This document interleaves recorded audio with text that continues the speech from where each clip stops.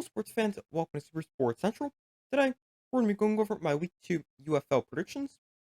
Now, I know by the time you guys see this, the first game, that is the Brahmas and Showboats, will have definitely started and will probably be closer to halftime by the time you guys see this.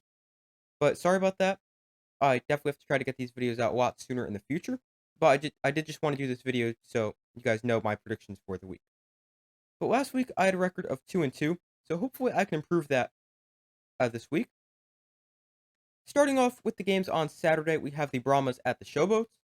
Both these teams picked up wins in week 1. The Brahmas destroyed the Defenders, and the Showboats beat the Roughnecks. The Showboats struggled to run the football last week, rushing for just 34 yards, which was fewest among any team. They now face the Brahmas team that stopped the run last week, allowing just 44 yards in total and 3.3 yards per carry. So that is definitely something to watch, because while I do think the Showboats are a good team, I don't think they will be able to consistently get wins if they're going to have a one-dimensional offense and not be able to run the football. On the flip side of things, the Brahmas offense was great last week, putting up 27 points, which was tied for the week high in week 1. Now, the offense played well, and there was a lot of factors in why it played well. Quarterback Chase Garbers showed a lot of promise. The run game was good, and they have numerous playmakers on the outside with players such as Jonte Kirkland, Justin Smith, and Marquez Stevenson. But this is a game that could go either way. Both teams played very well defensively last week, giving up just 12 points. So this is a game that I could definitely see going either way. I think this game will be one in the trenches because the defensive lines for both teams are very good and the offensive lines are decent. But I think the Brahmas will do enough to make the Showboats offense one-dimensional, and they will win this game in a close one by a score of 22-14. Moving on, we have the Renegades at the Battlehawks. So this is a game between two teams who lost in week 1, but in different fashion. The Renegades lost by 13 to the Stallions, while the Battlehawks lost in the final seconds against the Panthers. The Renegades, they struggled defensively to stop a great Stallions offense and allowed 27 points and over 400 yards of offense. But I'm going to overlook that because I think that's more facing an elite opponent in the Stallions as opposed to having a bad defense for the Renegades. Now, the Renegades defense will have to play well as they face a good Battlehawks offense led by the 2023 XFL MVP quarterback AJ McCarron. Now, the Battlehawks scored just 16 points last week, but they were facing an elite Panthers defense. Now, for the Renegades offensively, they faced a Battlehawks defense that played well last week, allowing 18 points and totaling 2 turnovers. Now, one area where the Battlehawks struggled is stopping the run, as they allowed 112 rushing yards last week, and they face a good Renegades rushing attack with a good running back duo of Devon Smith and Letty Brown. So if the Renegades can run the football effectively, then I definitely think this is a game that they could potentially win. But this is another tougher game to predict. This is the Battlehawks home opener. There should be well over 40,000 fans there, and that should set the modern spring football record. I think the Battlehawks will play well behind their home crowd, and they'll get the win by a score of 23-16. Moving to the games on Sunday, beginning with the Stallions at the Panthers. This is an interesting game. Both teams got the win in week 1, with the Stallions beating the Renegades and the Panthers beat the Battlehawks.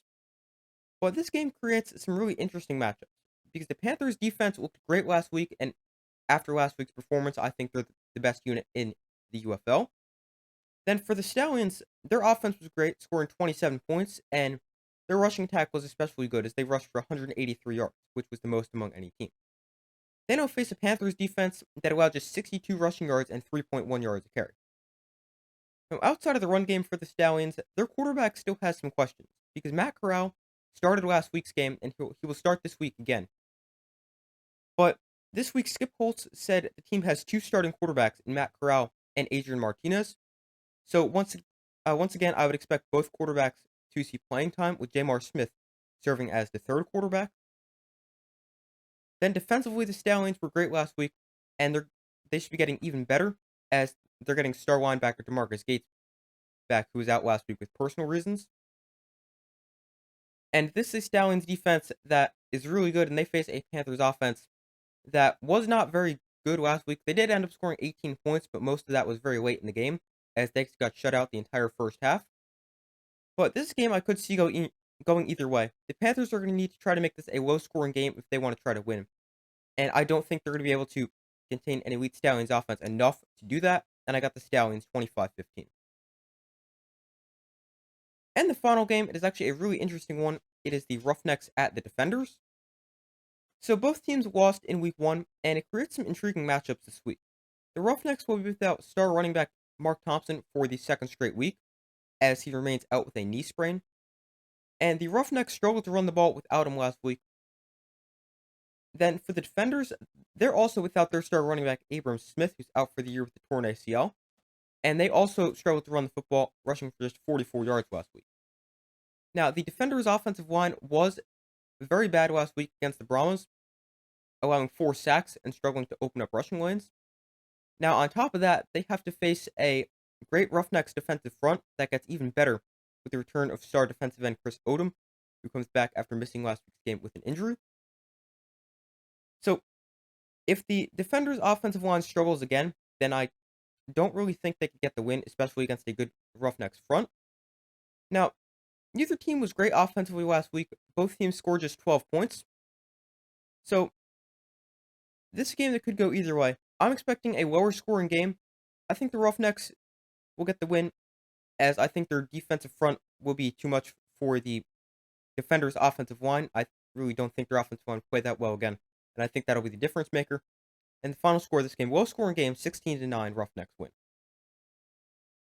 But those are my week 2 UFL predictions. Thank you guys for watching. Make sure to like, subscribe, comment, turn notifications. I do my best to put as often as possible. Again, sorry about getting this video out so late, but I did just want to make sure I was able to get it out for you guys.